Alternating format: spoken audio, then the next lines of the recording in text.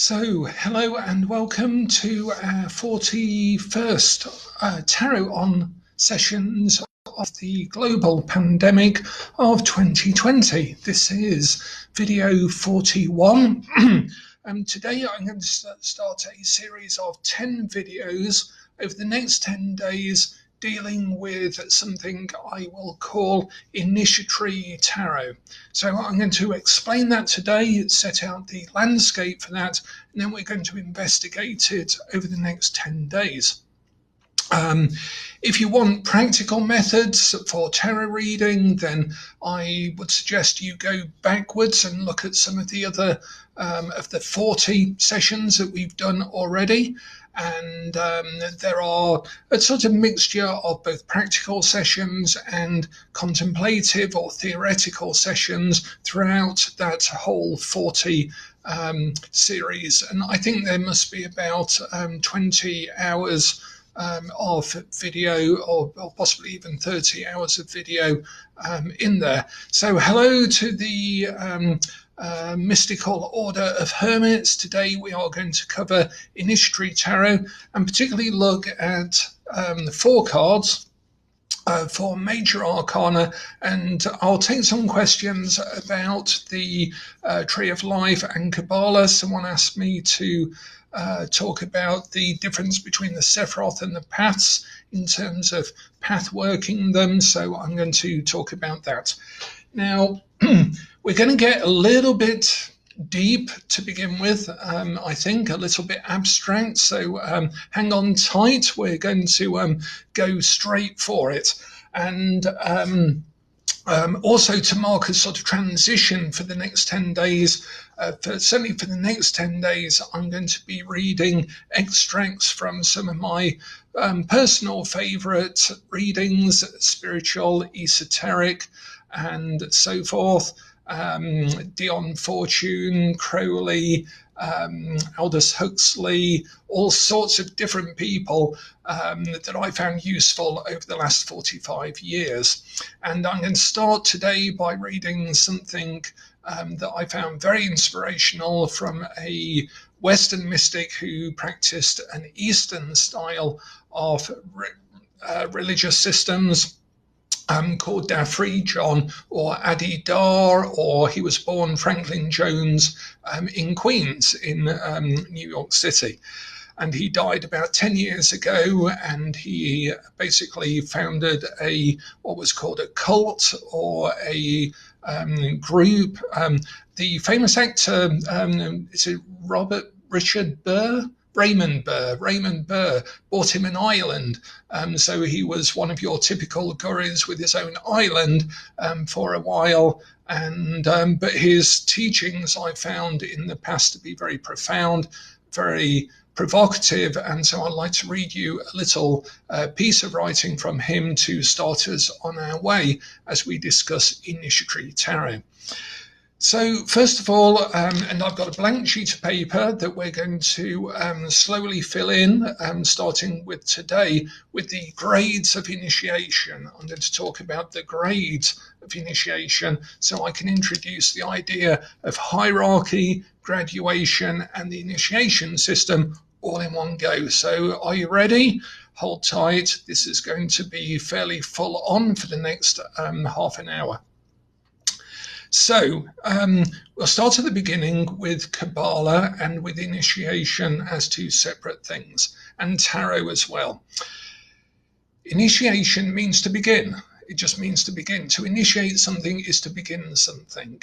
And the question is what are we beginning when we talk about initiation? Grade or graduation comes from the Latin meaning step, like step on a ladder. So when we're talking about grades of initiation, we're talking about steps on a ladder, quite a literal ladder. And so it's certainly some sort of ascent narrative, as it's referred to sometimes, that we start at one level and we basically have to work up to another level, a bit like the things over here. If I can work backwards, there we go. where we start somewhere at the bottom and then we gradually go up to the top of something. So what is this bottom? What is this top?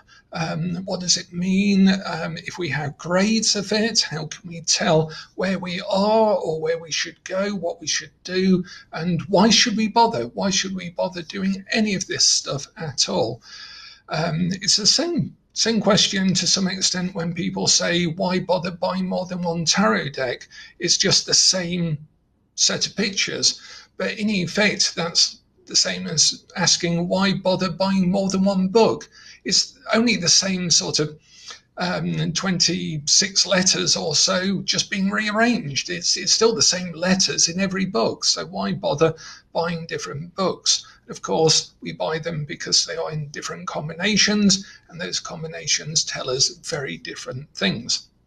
So we start off with our blank universe with no one in it. Here's a universe with no one in it, and there's no difference. There's actually no the either. So we can't say the universe because there's only universe. It's one thing. Exist in time or space because those are components of differentiation. If you talk about linear time or space, then there's one thing or another thing. None of that exists in universe. Universe just is.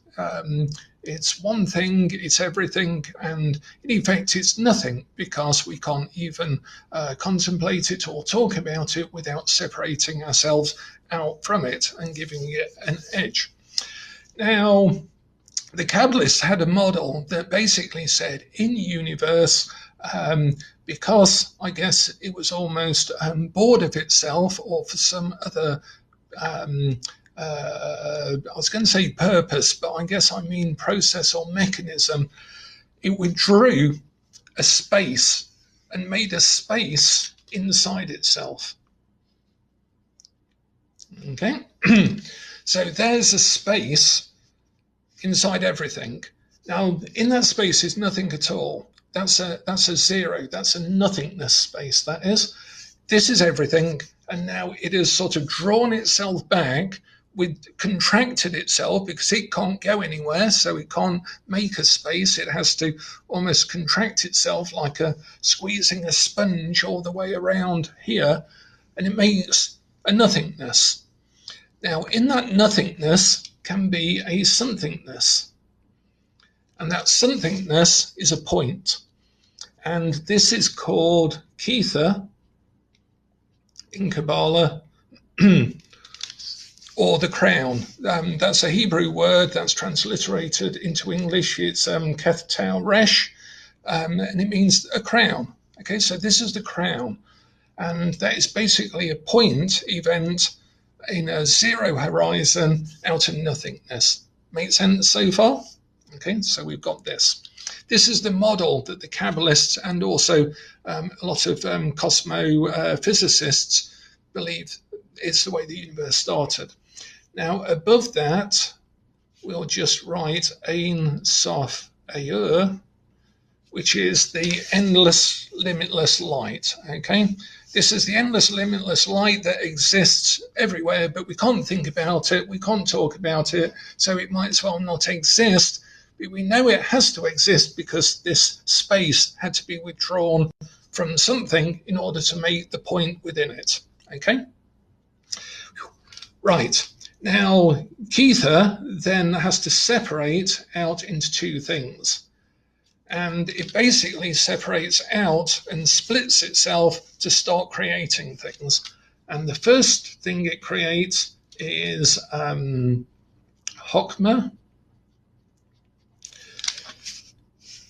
which is wisdom. And then the next thing it creates, almost at exactly the same time, is Bina, which means understanding, because it stands under QShTh. Okay, so we suddenly have these concepts of differentiation, duality, and a trinity that then can create everything else. So I'll join those together by 3 lines. Okay, so we now have a trinity. If you could make a comment in the People have been making comments for ages. Oh my gosh! You see, this is the problem with the Facebook thing, that it doesn't actually scroll. That it actually doesn't scroll. Right, okay, right, I'm with you. Right, brilliant. Thanks a lot for making comments. Yeah, out of this void came something, well, came a nothingness, because the void was actually everythingness, and then it made a point, and then out of that point exploded differentiation and understanding as well, a trinity. Now, once this trinity formed, you could then have everything else could now create out of this triangle, because now you've got space and time. So the next thing that happens is we make time, which is called Hesed, which means loving kindness or mercy. This is expansive. And then over here, it then starts to have to balance out like water spilling down a series of funnels. And we're following a sort of lightning flash, and that makes Geborah, because you can't have constant expansion going on, because that would then flood everything. So you have to have some constraint on it. And this is the constraint that is now on this loving kindness. And one of the readings that I'll do over the next few days is by Dion Fortune in Mystical Kabbalah, when she talks about Hesed and Geborah. And the problem with our universe, with our world, our politics, is that we've made Geborah active and Hesed passive, when on the tree of life, this is active and Geborah should be passive.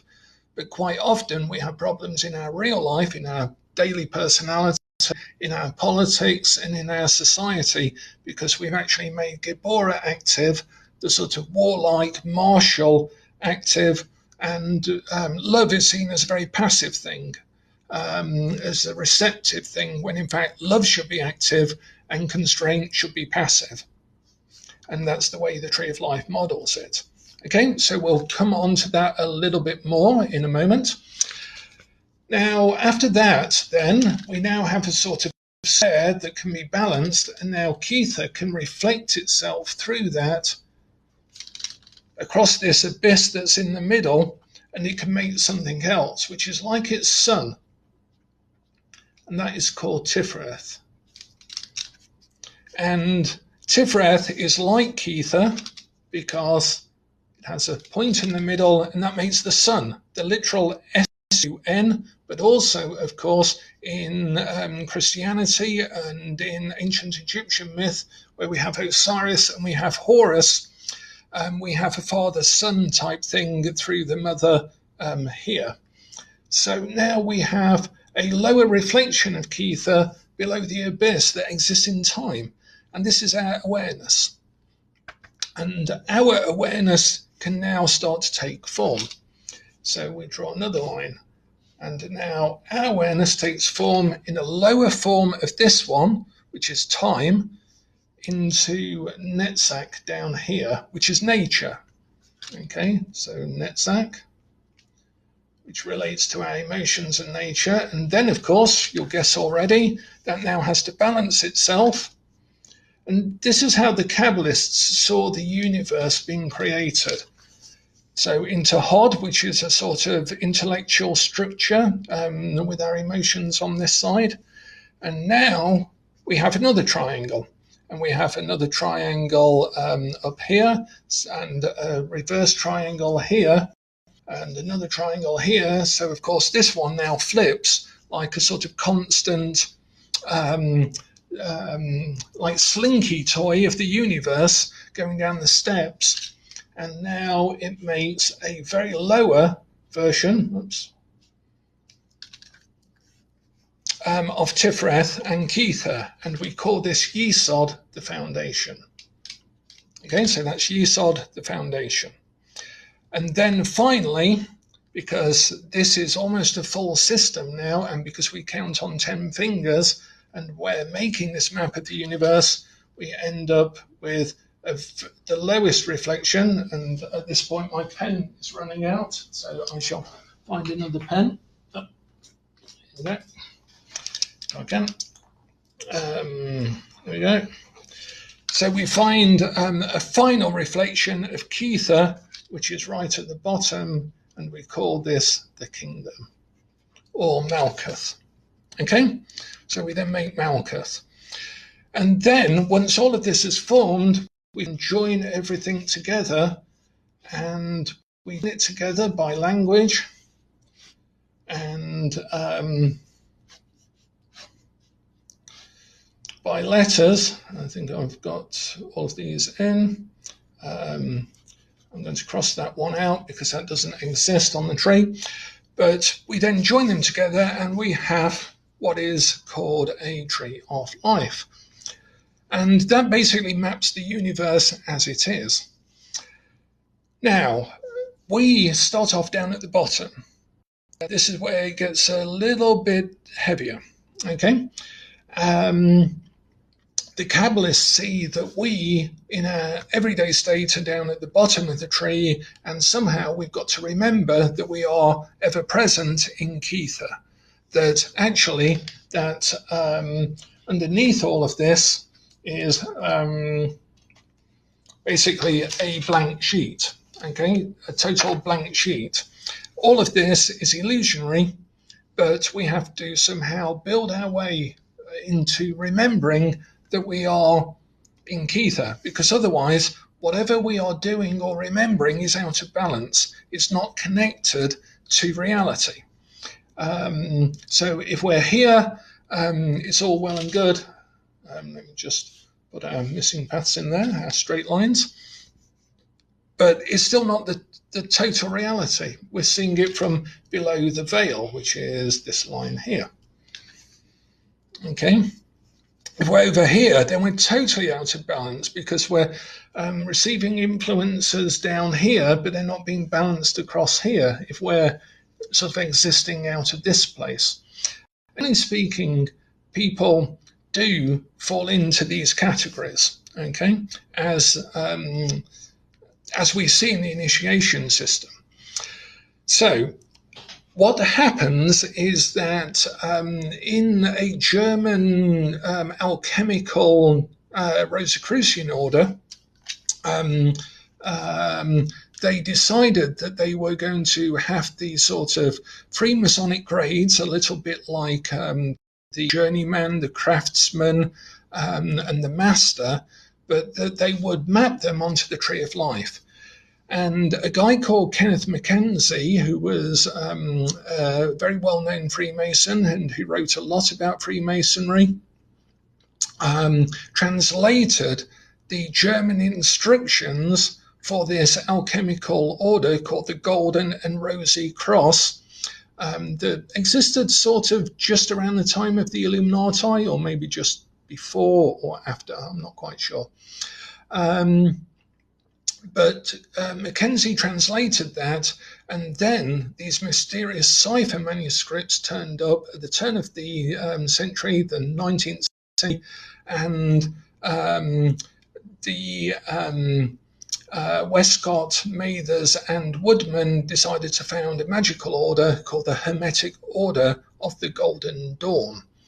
And they founded this order, and they used these cipher manuscripts that were slightly in code, and they included a set of titles for the grades. And the grades in the Golden Dawn sort of only go to Tiferet, but we'll talk about the higher grades as we progress through our work over the next 10 days. But the grades go up through the Tree of Life. Okay, so there's a map of the universe as it's created, and then there's a corresponding map going back up for our grades of initiation, of spiritual, of magical, and mystical initiation. And I'll tell you how to tell where you are in a moment. But first of all, I'll just map these bottom few, if I may. So the lower grade is sort of, you have like a neophyte, And we all know what being a neophyte is. It's when you first go into class and you have no idea what you're doing. You're absolutely blank to what you learn. And that is basically, we're the Hermetic Order of Hermits. So basically, you're new. Neophyte literally means new. And if you remember Neo in the Matrix, it's like neophyte. So, and his journey is also an Initiatory one as well. I'll come on to has anyone reached Kether in a moment, because it's an important question. One can answer it very glibly by saying we're all already there, man. But it's a little bit more complicated than that. So neophytes start at the beginning, and those are people who have no idea what they're doing. They're just new into the world. They are bimbling around the world, and they're doing things. They're earning money. They're taking things. They're giving things. They are having families. They're doing everything that they want to do or try to do in the world. And that's a neophyte. Then in Malkuth, we have a new grade, which is called a Zealotor. And a Zealotor is from the word zeal, meaning hardworking. Okay, so zealous, when we have zealous people. So a Zealotor is, and you'll see nowadays we tend not to have neophytes because everyone can find everything out on the internet. You only need a Google connection in order to be the world's expert in any subject that you pretend to be an expert in. A Zealotor, though, is someone who's not studying, and they get really, really zealous about it. They want to read all the books, want to do all of the exercises, want to gain all of the grades, all of the certificates. They want to play with all of the toys, do all of the rituals. They want to study chakra systems, and they want to study Reiki, and they want to study shamanism, and they want to study voodoo, and they want to study everything. And that's a Zealotor, okay? Because they're zealous. Then we have a new grade that is above that, and that is called Theoricus. Theoricus. I'll spell it right. And the Theoricus is a very different sort of grade. It's a very different sort of grade to Zealotor. Okay. And then we have Practicus. I'll get these the right way around. Sometimes get these the wrong way around. And we have Philosophus. Okay, as the next two grades. And basically we have the grade names as we go up the tree of life. And then we have eventually Adeptus Minor, which is the grade that corresponds to Tiferet. And now I'm not going to go any higher at the moment because I just wanted to introduce this concept of grades. And what the hell does this have to do with the tarot? Which is what we'll take a quick look at. Okay, so Theoricus is a very different grade to Zealotor. Practicus, Philosophus, Adeptus Minor, you go back and you do all of these grades all over again, but from a different perspective. From the perspective of Tiferet as opposed to the perspective of Malkuth. And there could be 33 grades, but again, I'm quite content with a model of 10 and 22 paths in between them. It's more than enough for me to model my corner of the universe at least. But the Adeptus Minor does have to recapitulate all of the lower grades. I have to go through these grades again. Now, it sounds overly convoluted, perhaps. It sounds unnecessary. It sounds, why do we need these things? But I'll tell you for why that we do need something like this. And it sort of answers, I guess, all of these questions that are really brilliant questions. I'm really glad of your questions in the group because it's very important, because it is how you tell where you are on the tree of life and in the grade system.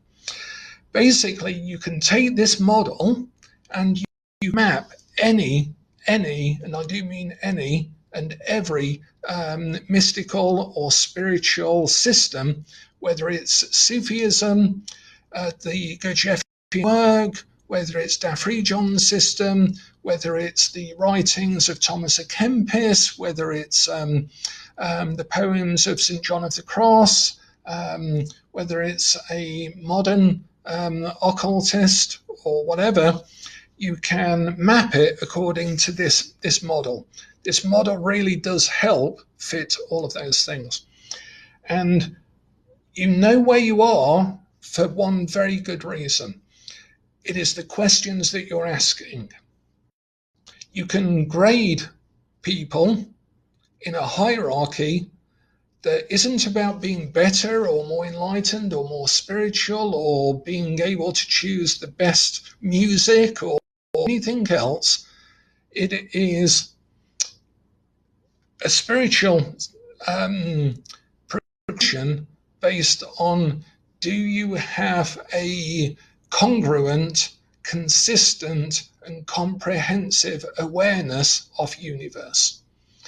The more consistent, the more congruent, and the more comprehensive your awareness is, then the closer you are to the big white space. Because unless you switch it all off, which you can do, and become the great space, that's fine. But if you are somewhere in between, then the measure is consistency, congruity, and comprehensiveness. And the questions that you ask will relate to which grade you're in. The questions that an Adeptus Minor will be asking of themselves and the universe are very, very different to the questions that a Zelator will ask. And it doesn't matter how many years you've studied, what work you've done, or anything else. This is not a hierarchy or a grade system of knowledge. It is not one of experience. It is not one of certificates, awards, recognition, or even giving yourself a fancy title. It is none of those things. It is one of awareness, and you cannot fake awareness. You cannot fake the authenticity of your current state. You can pretend, but that's just more Yesod. That again is just papering the walls of your prison, not using the instructions on the paper to get out of the prison. Okay, so each grade is different, and it's a very different state of awareness. And this comes to my previous point about what are we initiating. And initiation, the new beginning, is awareness. It is the state of awareness. It's not a grade title, a ritual, a self-initiation, or a given initiation. It is your primary state of awareness that is initiated. And that is the fundamental change that happens between these grades. The state of awareness of a Theoricus is very, very different to the state of awareness of a Zelator. And that is the thing that counts. Okay? Now, things like grace, just to explain that, come from Haysaid and are part of the higher grades, where it's a lot harder to provoke the initiation, and in some cases you have to await it almost.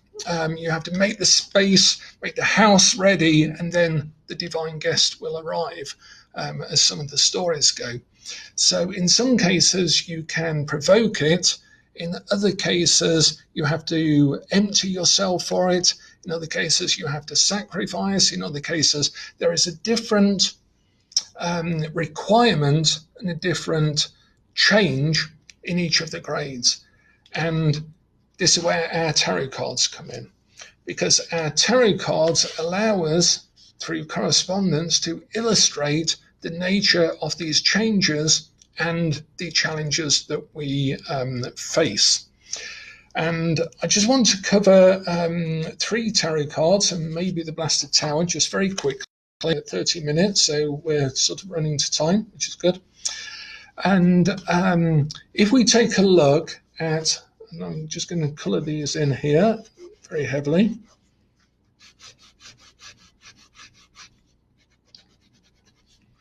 Our bottom 3 paths, can you see those? The tarot cards of the major arcana that map to those on our spiritual map, and this is our ladder of graduation. The 3 rungs are here, here, and here, are, excuse me, the last judgment, I'll call it the last judgment, on this path. The moon goes on this path, and the world goes in the middle path. I'll just put it like that. Okay, so the world on this middle path. So the world is on the middle path. The last judgment card, oops, excuse me, just hit the microphone, is on this path, and the moon is on this path. Okay, and these are our bottom cards on the Tree of Life. And so in Initiatory Tarot, what we want to do is study these 3 cards and what they tell us about the universe and about ourselves. And the basic thing that they tell us is that in order to progress from Zelator to Theoricus, to begin with at least, you have to make decisions that can take you into another life, answer the call of the Last Judgment. You have to go round it time and time again. And you have to walk through all of your fears and through your illusions and your dreams on the path of the moon. And you have to live in the world and engage with the world, not escape it, in the middle with the world, and synthesize all of the lessons that you learn as you do things, go back, think about how they work in your model of the universe, then do something else, go back and think about how that works. So basically, it's a scientific approach. It's what Aleister Crowley in the Equinox called the aim of religion, the method of science. Okay? Then what happens is you can then predict from the map would be that if you are working on those 3 cards, then this card will activate to balance what you're doing down here. And that card, you won't be surprised to know, is the Blasted Tower. Okay? The Blasted Tower sits across here on the model. And what happens is the more you build your world up, the more you test it by making decisions and seeing what happens, and the more you synthesize it and the more you go around it, the more your beliefs get destroyed. And of course here we have to crown the false top of the tower, because we think we're in charge, we think we know, we think all of these things, we even think we exist. But that's the false crown down at the bottom here. And the lightning flash that comes to destroy our tower when we set up this process is the lightning flash that I drew to begin with. The lightning flash that is the natural order of the universe coming down the tree. Because then we align ourselves more congruently, more consistently, more comprehensively to real reality as we go round this testing phase here. And of course, eventually, once we have exhausted the blasted tower and there's nothing more to build up and there's nothing more to destroy, then finally our arrow shoots up and we can get beyond the veil. Okay, so there's a process that goes on down here. Now, interestingly enough, when we look at our Hebrew letter correspondences, and I said we go fast and go deep, the letters that relate to these three paths are Q, Kof, Shin, and Tau. Put that in the middle. So there's a Q, an SH, and a Tau.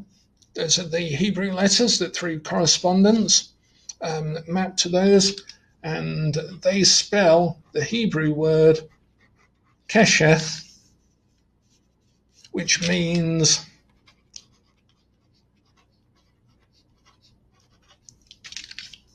rainbow. So the rainbow, or the bow, is the bow of the promise that we can return to heaven, that the arrow of Sagittarius shoots up from when we activate it, when we draw it for ourselves. And we draw it by making decisions, testing them out, returning, synthesizing them to our model, not being content, doing something else, being a zealotor, doing something else, testing it, bringing it into our model, and so on. And finding what works for us and finding what doesn't. Whew. Right, so that was a brief whistle-stop tour of what the initiation system, certainly to me, means in terms of graduation, gradus meaning steps, awareness, returning to a more consistent, comprehensive, and congruent model of the universe. And yeah, it is the symbol of the covenant, and it's also why it appears on some of the Weight Trinit cards, for example, because the Golden Dawn taught that the formula of QShTh was the most important thing to learn, but they never explained why. And I presume it is because of this. Okay, I'm going to leave that as that.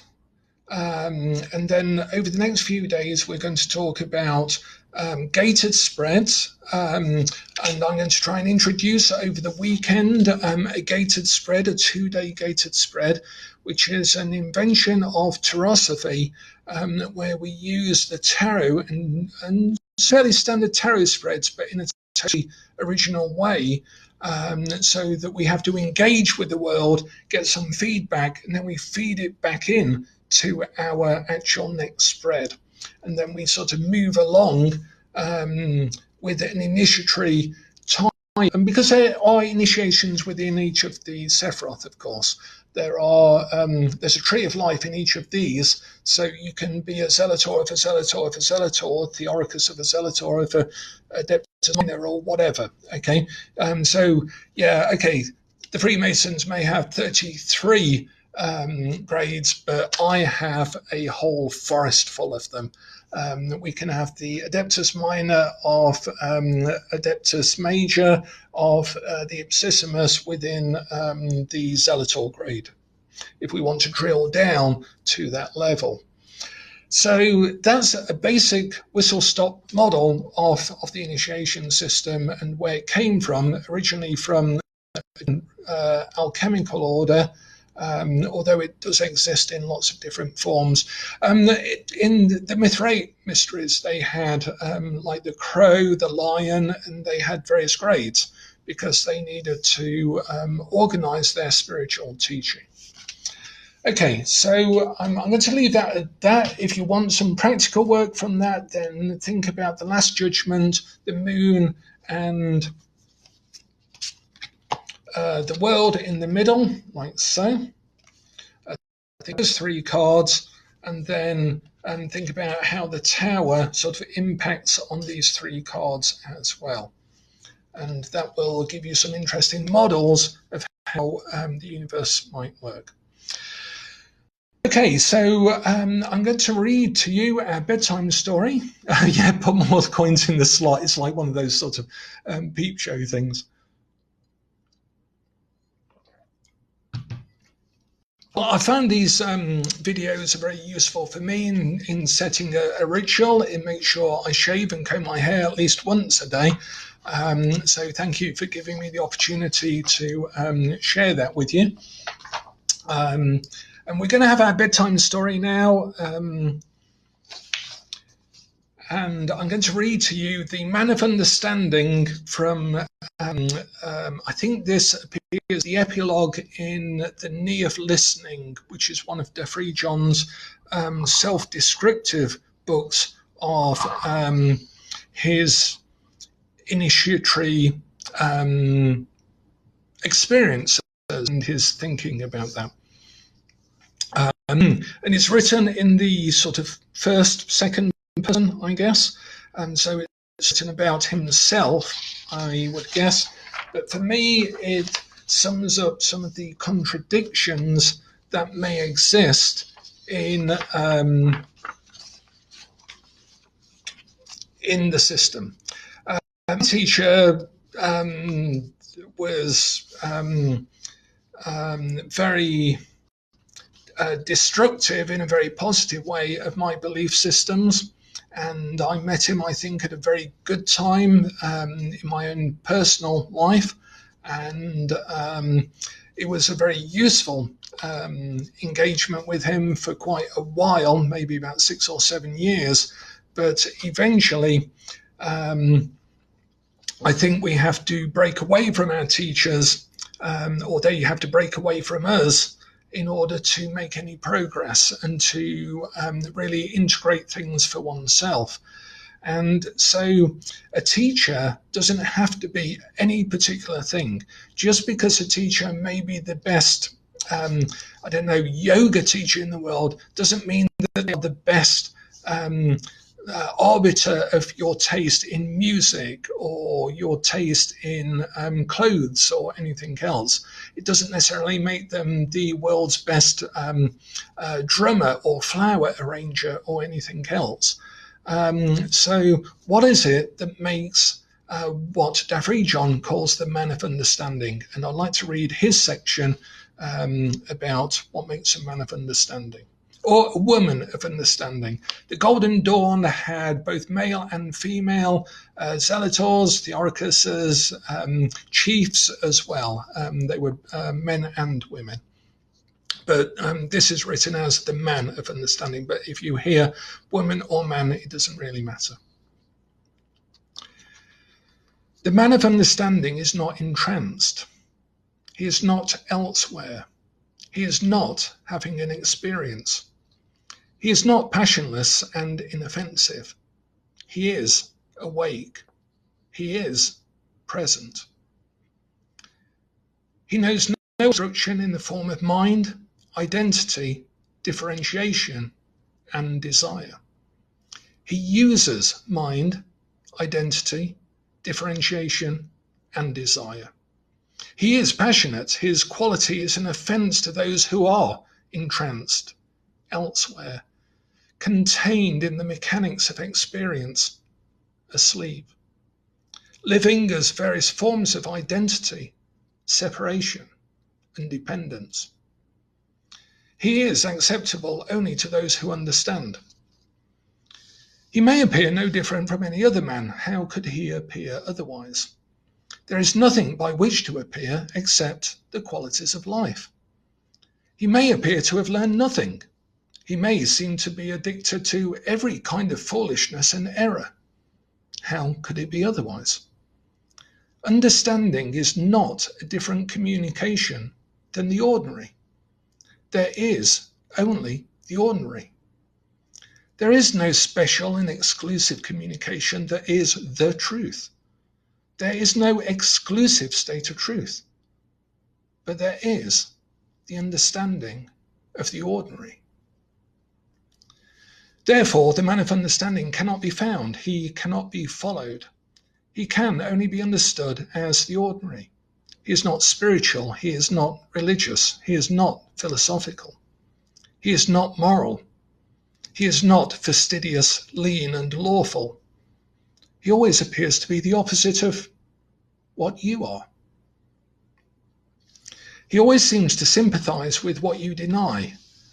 Therefore, at times and over time, he appears as every kind of persuasion. He is not consistent. He has no image. At times he denies, at times he asserts. At times he asserts what he has already denied. At times he denies what he has already asserted. He is not useful.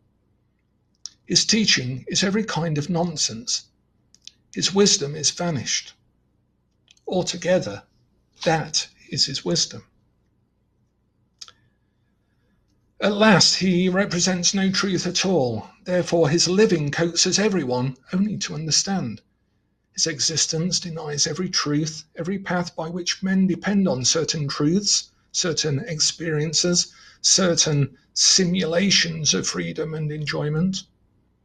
He is a seducer, a madman, a hoax, a libertine, a fool, a moralist, a sayer of truths, a bearer of all experience, a righteous knave, a prince, a child, an old one, an ascetic, a god. He demonstrates the futility of all things.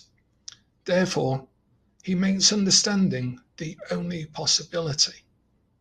And understanding makes no difference at all, except it is reality, which was already the case.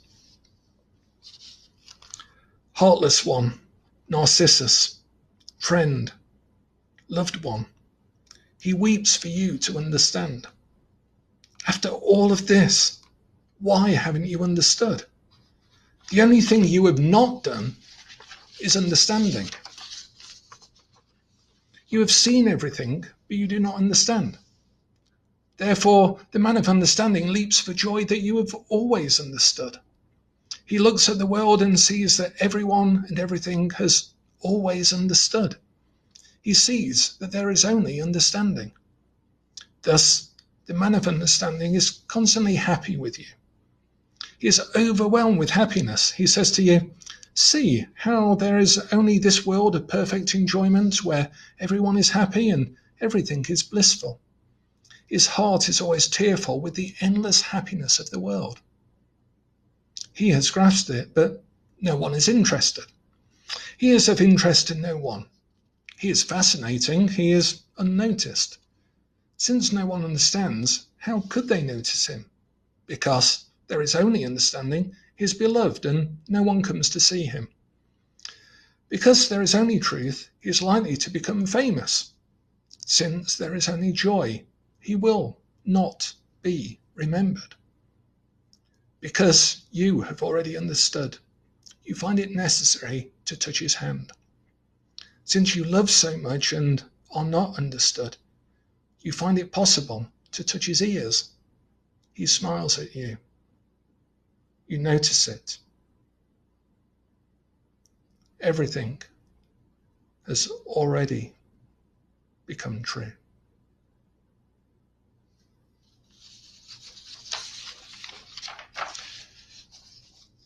So that was an excerpt from Dafri John's Knee of Listening, from the epilogue called The Man of Understanding.